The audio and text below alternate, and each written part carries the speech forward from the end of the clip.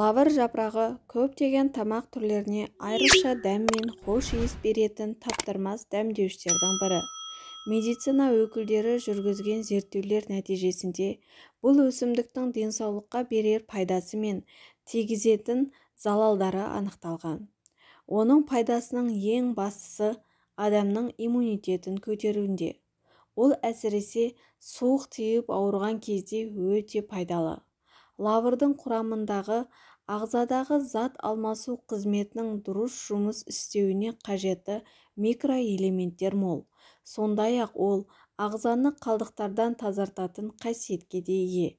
Кептірілген лавр жапырағының тұнбасын ішу бауырдағы тастың түсуіне ықпал етіп, асқазан ауруын емдеп, адамның асқа тәбетін ашады. Тері ауруымен сырқаттанғанда лавр тұнбасын ішу керек. Ал ревматизм мен буын белі ауыратындар осы тұнбаға сірке қышқылы мен бал қосып ішкені жақсы. Оны дайындау үшін 5 грамм лавр жапырағынан ол 12-17 дана болып шығуы мүмкін. 300 грамм су құйып 5 минут қайнатады. Содан кейін оны термосқа құйып алып 4-5 сағат тұндырып қояды да сүзіп күні бойы бір ас қасықтан ішеді. Келесі күніде тұнбаны осылайша дайындап, бір ас қасықтан ішу керек. Тұнбаны 3 күн қатарынан ішкеннен кейін 2 апта демалып, 8 күндік курсты қайтадан бастаған дұрыс. Майдаланған лавр жапырағының 2 ас қасығын 200 грамм қайнаған суда 2-3 сағат тұндырып, дайын тұнбаны құлаққа тамызса, ауырғанын басып, аққан сұйықтықты тоқтатады. Ал диабет ауруы кезінде 10 дана лавр жапырағын термосқа салып, 3 стакан қайнаған су құйып, 2-3 сағат тұндырып, суын сүзіп алып, ас ішерден 30 минут алдын күніне 3 мезгіл қабылдау керек. Осы процесті 2 апта бойы жүргізіп, 2 апта демалыстан кейін тағы да қайталау қажет. Алғашқы 2 апталықта ақ ағзадағы көмірсулар айналымы едәуір жақсарып, қант мөлшері қалыпқа келеді. Гайморитпен ауырғанда мұрынға лавр жапырағынан алынған майдың бір тамшысын тамызса, тыныс алу жақсарады. Сондай-ақ 10 дана лавр жапырағын 1 литр суға салып, бір қалыпты отта 5 минут қайнатып, оттан алған соң, сол қайнатпаның буымен 5 минуттай тыныстау да гайморит кезінде жақсы көмектеседі. Лавр жапырағын іші өтіп ауырғанда ішті қатыру үшін де ішуге болады.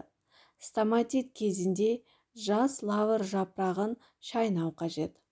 Құрамындағы эфир майы мен хош иісті заттар мол болғандықтан лавр жапырағы туберкулездің де алдын алады екен. Сондай-ақ лаврды рак, псориаз, диабет секілді дерттерді емдеу үшін де пайдаланады. Ол үшін 10 дана жапырақты жарты литр қайнап тұрған суға салып, 2 сағат тұндырған соң сүзіп алып, тамақтанудан 20 минут бұрын ішу керек. Лавр жапырағы ағзада жиналған тұзды шығарады.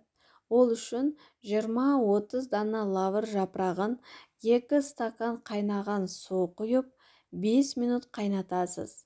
Белгіленген уақыттан соң қайнатпаны термосқа сүзіп қойып, 3-4 сағат тұндырасыз. Дайын болған қайнатпаны 12 сағат бойы ұрттап ішіп отыру керек. Бірақ бұл емді ішектерді тазартып барып жасаған дұрыс. Осы емнің әсерінен кіші дәретке жиі шыға бастасаңыз, онда сіздің бойыңыздағы тұздың шыға бастағаны. Емдік курсты жылына 1-2 рет қайталап тұруға болады. Бауырдың ісінгенін басу үшін мына тұнбаны дайындасаңыз болады. 30 дана лавр жапырағын майдалап ұнтақтап, 10 ас қасық бал қосып, үстіне 1 литр су құйып, қоймалжың болғанша қайнатыңыз. Дайын болған тұнбаны сүзгіден өткізіп, жатар алдында жарты стаканнан ішіңіз. Бауырдың ісігін басады. Қайнатпаны тоңазытқышта сақтауға болады. Ал аяқтағы тершеңдіктен арылғыңыз келсе, 20 дана лавр жапырағын 3 литр қайнап тұрған суға салып, кішкене суытыңыз да Аяғыңызды сол суға салып парлаңыз.